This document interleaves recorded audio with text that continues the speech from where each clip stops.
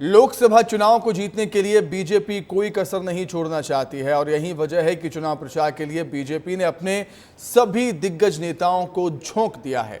मध्य प्रदेश और छत्तीसगढ़ में तो चुनाव खत्म हो चुके हैं, लेकिन दोनों ही प्रदेशों में बीजेपी नेता अब दूसरे प्रदेशों में धुआंधार प्रचार कर रहे हैं। दोनों ही प्रदेशों के मध्य प्रदेश और छत्तीसगढ़ के नेताओं को सभी समीकरणों को ध्यान में रखते हुए दूसरे प्रदेशों में चुनाव प्रचार के लिए भेजा जा रहा है।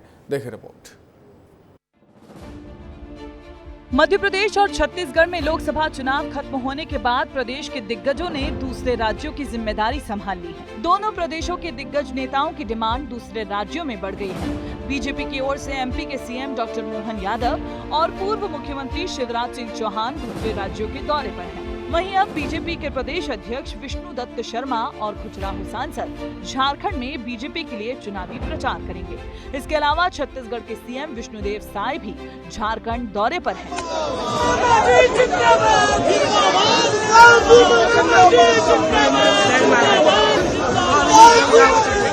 चुनाव प्रचार के दौरान पूर्व सीएम शिवराज सिंह चौहान धनबाद लोकसभा क्षेत्र पहुंचे, जहां बीजेपी प्रत्याशी ढूलू महतो के पक्ष में जनसभा को संबोधित किया। इसके बाद गोड्डा लोकसभा क्षेत्र में प्रत्याशी निशिकांत दुबे के समर्थन में रोड शो किया और सभा को संबोधित किया।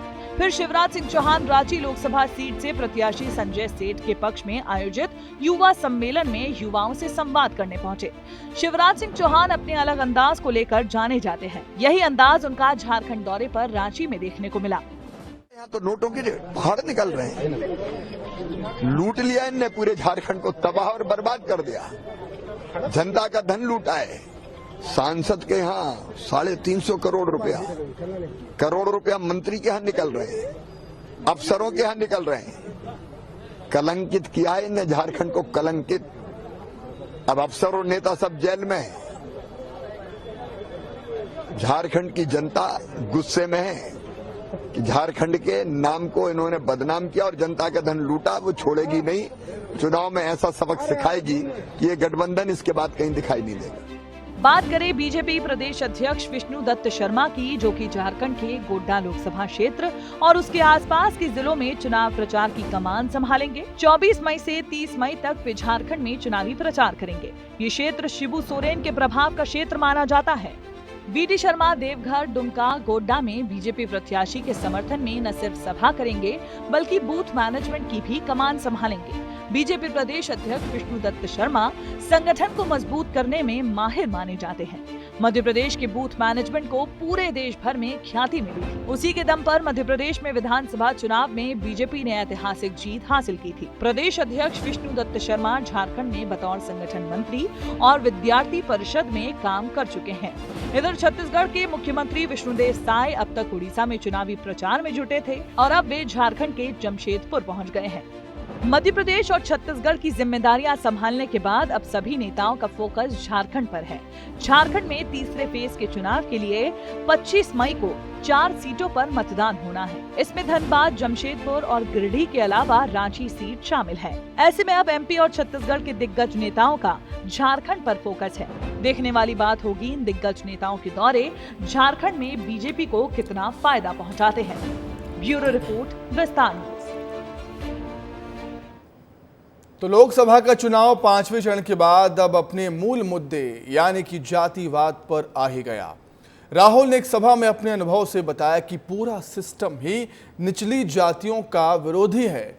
राहुल के इस कबूलनामे के मायने समझ से परे हैं, क्योंकि प्रधानमंत्री नरेंद्र मोदी ने अपनी अगली सभा में ही इस पर चुटकी ली और कहा कि अब तो शहजादे ने मान लिया है कि कांग्रेस सरकारों का सिस्टम दलित विरोधी था। राहुल का जाति पर दिया ये बयान क्या उनको नुकसान पहुंचा पाएगा, ये तो आने वाला वक्त ही बताएगा। लेकिन आप रिपोर्ट देख लीजिए एक। आखिरी चुनाव जाति पर आए। कौन किस जाति के साथ, कौन करेगा न्याय? जातिवादी राजनीति कहां जाएगी? जाति है कि जाति नहीं, शर्म है कि आती नहीं है, दिए में तेल भी पर एक भी बाती नहीं। जाति है कि जाति नहीं। कविताओं में छपी ये लाइनें लोकसभा चुनावों में हकीकत बनती जा रही हैं, क्योंकि इन चुनावों में भी जाति है कि जाति नहीं। कांग्रेस नेता राहुल गांधी ने एक बार छठवें चरण के चुनाव के ठीक पहले जातिवादी समीकरण पर बयानबाजी तेज शुरू कर दी है। राहुल ने एक बार फिर कांग्रेस के लिए सेल्फ गोल करते हुए पंचकुला में एक सभा में खुद ही मान लिया कि कांग्रेस के वक्त भी सिस्टम निचली जातियों के खिलाफ है। राहुल गांधी ने खुद मंच से माना है कि वो उनकी दादी, उनके पिता और मनमोहन सिंह की सरकार के काम का सिस्टम जानते हैं। यह सिस्टम निचली जातियों के खिलाफ है। उन्होंने कहा कि मैं अंदर से व्यवस्था को जानता हूं। मैं कह रहा हूं कि यह व्यवस्था निचली जातियों के खिलाफ है, हर स्तर पर है और भयंकर तरीके से है। जब से मैं पैदा हुआ हूं 1970 जून 19, तब से मैं सिस्टम के अंदर बैठा था। मैं सिस्टम को अंदर से समझता हूं। मुझसे आप सिस्टम नहीं छुपा सकते। कैसे चलता है, किसको फेवर करता है, किस प्रकार से फेवर करता है, किसकी रक्षा करता है, किसको अटैक करता है, यह सब मुझे मालूम है, दिखता है, क्योंकि मैं उसके अंदर से आया हूं। प्राइम मिनिस्टर हाउस में जब दादी प्राइम मिनिस्टर थी तब था, पापा थे, मनमोहन सिंह जी थे, तब भी मैं जाता था, तो मुझे सिस्टम अंदर से मालूम है।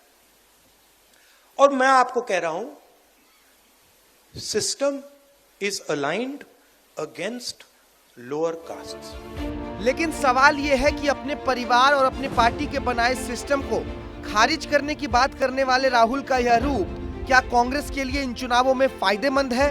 क्या ऐसे भाषण देकर वो अपनी पार्टी और अपने पूर्वजों पर सवाल खड़ा करके अपना ही तो नुकसान नहीं कर रहे हैं, या सब कुछ किसी रणनीति के तहत कर रहे हैं? राहुल जो भी कर रहे हो, लेकिन इसका फायदा बीजेपी उठाने से बिल्कुल भी पीछे नहीं हटती। प्रधानमंत्री नरेंद्र मोदी ने भी अब राहुल पर सवाल खड़ा करते हुए कहा है कि शहजादे ने तो अब खुद माना कि सिस्टम दलित विरोधी है। आज कांग्रेस के शहजादे ने एक बड़ा सच स्वीकार कर लिया। शहजादे ने मान लिया है कि उनकी दादी, उनके पिताजी, उनकी माताजी के समय जो सिस्टम बना वो दलितों, पिछड़ों, आदिवासियों का घोर विरोधी रहा है। समाज में जितना जातिवाद है उससे ज्यादा जातिवाद तो हमको राजनीति के मंचों पर सुनाई दे देता है। शायद इसीलिए राजनेताओं के लिए ही ये लिखा गया होगा। जाति बोने वालों का बीज मंत्र तो यही रहा है कि सांप गुड़ खाकर मर जाए और मेरी लाठी भी न टूटे। बात सिर्फ निचली जातियों की नहीं है, बल्कि इन चुनावों में ओबीसी का मुद्दा भी गरमाया हुआ है। दरअसल कलकत्ता हाई कोर्ट ने पश्चिम बंगाल में कई समुदायों को मिले अन्य पिछड़ा वर्ग यानी ओबीसी के सर्टिफिकेट्स को रद्द कर दिया है। कोर्ट ने साल 2012 के कानून के तहत ओबीसी में जोड़े गए इन समुदाय के आरक्षणों को अवैध बताया है। हालांकि कोर्ट ने कहा है कि अगर कोई व्यक्ति इस कैटेगरी के तहत पहले ही नौकरी ले चुका है या आरक्षण का लाभ ले चुका है तो इस आदेश का उन पर कोई असर नहीं होगा। लेकिन राज्य की मुख्यमंत्री ममता बनर्जी ने कोर्ट के फैसले को मानने से इनकार कर दिया है। बंगाल सरकार ने एक कानून के जरिए 77 श्रेणी के मुस्लिमों को ओबीसी में जोड़ा था। इस फैसले के बाद इन समुदायों को मिले ओबीसी दर्जे को लेकर बहस चल पड़ी है और राज्य में ऐसे लोगों की संख्या करीब 5 लाख बताई जा रही है। आमी कोर्ट के सम्मान करी, किंतु जे व्यक्ति এই রায় দিয়েছে যে ওবিসি রিজার্ভেশন থেকে মুসলিমদের বাদ দিতে হবে, আমি তাদের রায় মানি না।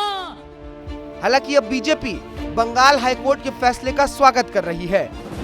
कलकत्ता हाईकोर्ट निर्णय विशुद्ध रूप से पश्चिम बंगाल के ओबीसी समाज के साथ न केवल न्याय है बल्कि ओबीसी वर्ग के अधिकारों के संरक्षण का एक बहुत बड़ा विश्वास भी है। कोर्ट के निर्णय के बाद तो सब कुछ ओपन हो चुका है। इसके बाद इनको माफी भी मांगना चाहिए और जनता के साथ SC ST OBC के साथ जो अन्याय काल के प्रभाव में अतीत में इनने किया है इसकी ये अपनी स्थिति स्पष्ट करे। यानी कुल मिलाकर राजनीति में एक तरफ है धर्म पताका तो दूसरी तरफ है जाति गाथा और इसी तरह की दोगली गाड़ी में राजनीति सवार है जिस पर राजनेता तो अपनी मंजिल तक पहुंच जाते हैं लेकिन पीछे छूट जाता है आम दलित।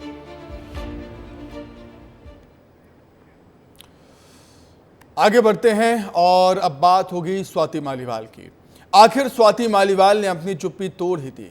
स्वाति ने विभव कुमार पर मारपीट के आरोपों को दोहराया और इस बात पर अफसोस जाहिर किया कि जब उसके साथ मारपीट की गई तो बंगले में मौजूद अरविंद केजरीवाल उसकी मदद को नहीं आए और अब पूरी आम आदमी पार्टी उसके चरित्र हनन पर उतर आई है। स्वाति ने और क्या कुछ कहा, सुनिए। सवाल नंबर 1, स्वाति मालीवाल के साथ क्या हुआ? मैं 13 मई को सुबह 9 बजे के करीब अरविंद केजरीवाल जी से मिलने उनके आवास पे गई थी। मुझे वहाँ पे स्टाफ ने ड्राइंग रूम में बिठवाया और बताया कि अरविंद जी घर पे हैं और वो मुझसे मिलने आ रहे हैं। फिर दूसरी बार एक और स्टाफ आया, उसने भी मुझे यही बात बोली और मैं वहाँ बैठी हुई थी, आराम से ही बैठी हुई थी। इतने में विभव कुमार जो कि उनके पीएस थे, वो वहाँ पे धनधनाते हुए आते हैं। He entered from the door और वो चिल्लाने लगते हैं और गालियाँ दे रहे थे और उन्होंने मुझे बोला कि तेरी औकात क्या है, तेरी हिम्मत कैसे हुई, हमें मना कर दे, तेरे को तो हम सबक सिखाएंगे। सवाल नंबर 2, स्वाति की केजरीवाल से बात हुई? कोई आया नहीं। ये भी फैक्ट है कि आज तक इतना सब कुछ हो जाने के बावजूद मेरे पास अरविंद जी का कोई कॉल नहीं आया और वो मुझसे अभी तक नहीं मिले।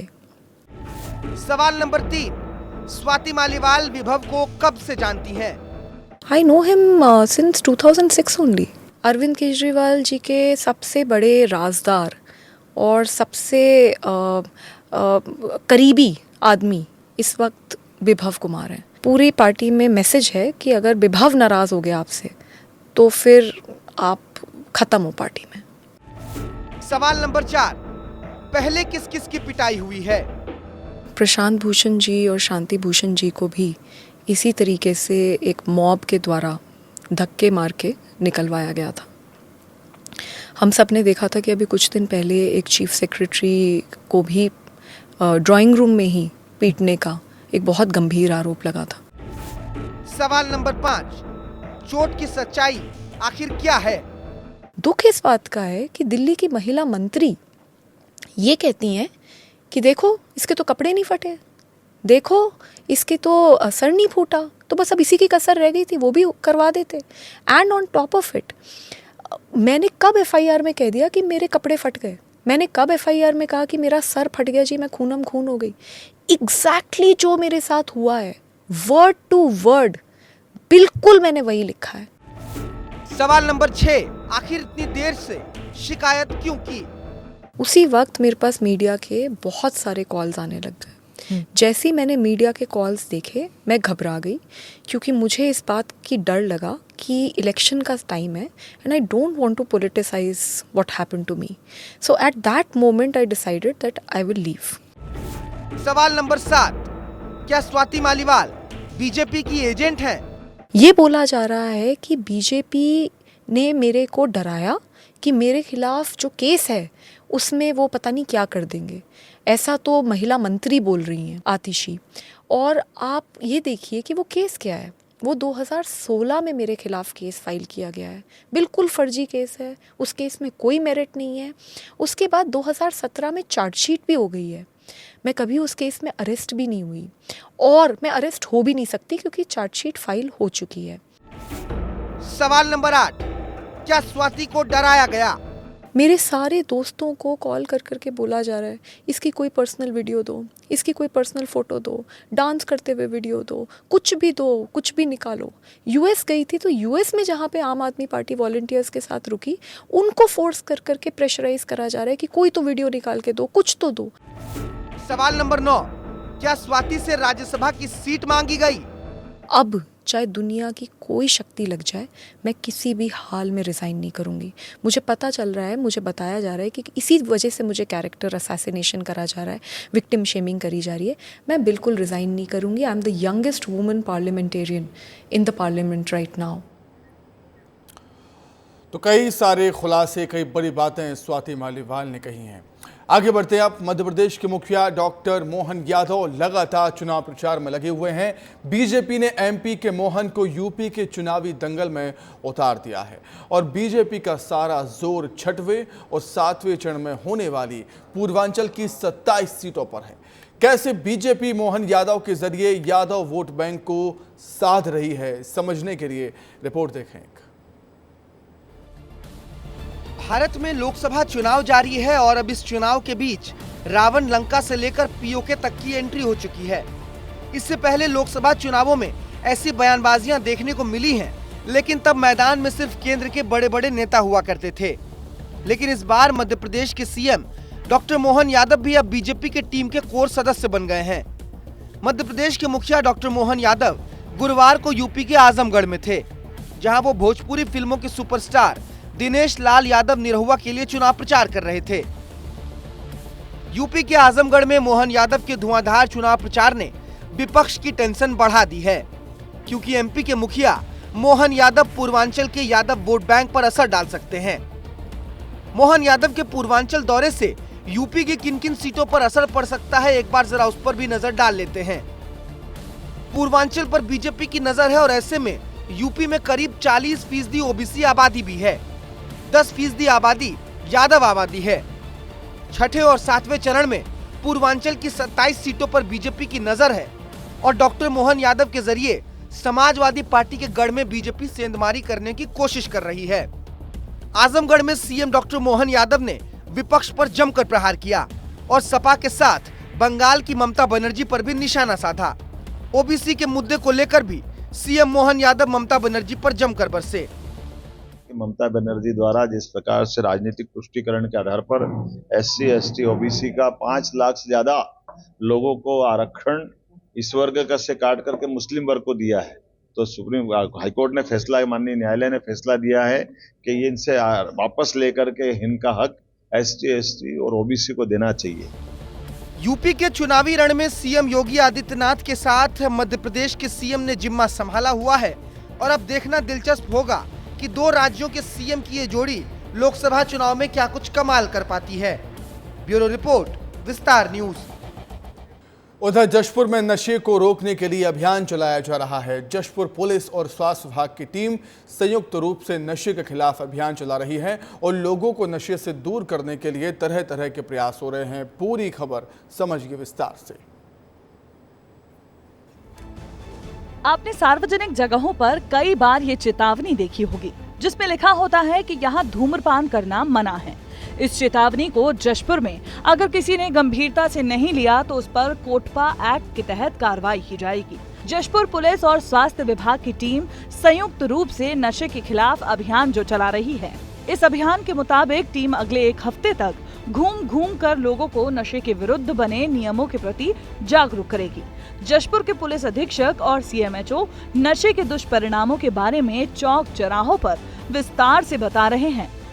आज पुलिस विभाग और स्वास्थ्य विभाग का एक संयुक्त प्रेस कॉन्फ्रेंस किया गया और हम लोगों ने ये तय किया है कि 1 सप्ताह कोटपा एक्ट के बारे में लोगों को जागरूक किया जाएगा। कोटपा एक्ट में जिसमें कि कोई भी सार्वजनिक स्थान पर अगर धूम्रपान करता है या 18 साल से कम बच्चों को कोई सिगरेट बीड़ी बेचता है या स्कूल के 100 गज के परिधि में इस प्रकार का व्यवसाय किया जा रहा है तो उसके खिलाफ कानूनी कार्रवाई करने का प्रावधान है, चालान कटता है उसमें। जो भी नशा करते हैं, सिगरेट वगैरह पीते हैं या तंबाकू से रिलेटेड जो भी उत्पाद का उपयोग करते हैं और उसके संबंध में इसे उपयोग ना करने के लिए समझाइश दिया जाएगा और 1 सप्ताह के पश्चात में जो भी कानून है उसके तहत में उस पर चालानी कार्रवाई किया जाना प्रस्तावित है। अभियान के मुताबिक अगर किसी भी व्यक्ति को सार्वजनिक जगहों पर धूम्रपान करते देखा गया तो उस पर कोटपा एक्ट के तहत कार्रवाई की जाएगी। इसके लिए पुलिस और स्वास्थ्य विभाग ने मिलकर एक विशेष टीम का गठन भी किया है। कोटपा एक्ट को लेकर पुलिस अधीक्षक शशि मोहन सिंह ने एक शॉर्ट फिल्म भी तैयार की है, जिसे लोगों को दिखाया जा रहा है। ये क्या मांगे? आजादी। साहब, इनको सार्वजनिक जगह पे सिगरेट पीने की आजादी चाहिए। सिगरेट पीने की आजादी? हर आजादी अपनी कीमत मांगती है। कोटपा एक्ट का 200 रुपए चालान कटेगा। निकालिए पैसे। निकालिए। पब्लिक प्लेस में कोई भी व्यक्ति अगर सिगरेट पीते हुए पाया जाता है तो आज पुलिस 1 सप्ताह उन्हें समझाइश देगी, उसके बाद चालानी कार्रवाई जशपुर पुलिस करेगी। जशपुर से कुंदन सिंह, विस्तार न्यूज।